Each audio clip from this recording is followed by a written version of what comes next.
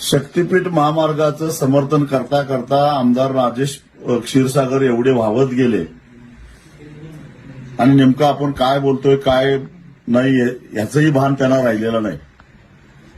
माझी 500 एकर जमीन असल्याचा आरोप त्यांनी केला. मी कोल्हापूर जिल्ह्याच्या बाहेर असल्यामुळे मला ते उशिरा समजलं. 26 तारखेला मी कोल्हापूरला बिंदू चौकात येतो. मी आतापर्यंत 5 निवडणुका लढवलेल्या आहेत आणि या 5ही निवडणुकीमध्ये माझ्या संपत्तीचं विवरणपत्र जोडलेलं आहे. या व्यतिरिक्त अजून काही माझी चल अचल संपत्ती असेल तर त्याचे पुरावे राजेश क्षीरसागरांनी 2 दिवसामध्ये गोळा करावेत आणि एखादा बंगला असेल, एखादा भूखंड असेल, एखादी जमीन असेल, 7/12 असेल, ते सगळं 26 तारखेला दुपारी 12 वाजता कोल्हापूरच्या बिंदू चौकामध्ये घेऊन यावं.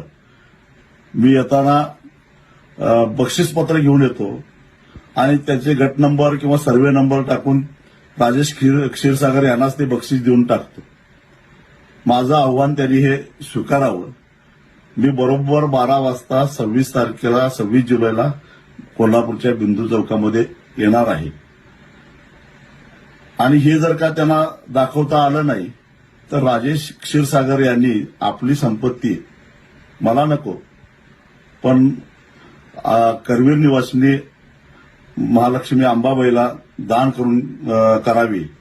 त्याचा आपल्याला चांगल्या पद्धतीनं विकास करता येईल एवढं आव्हान त्यांनी आता स्वीकारावं.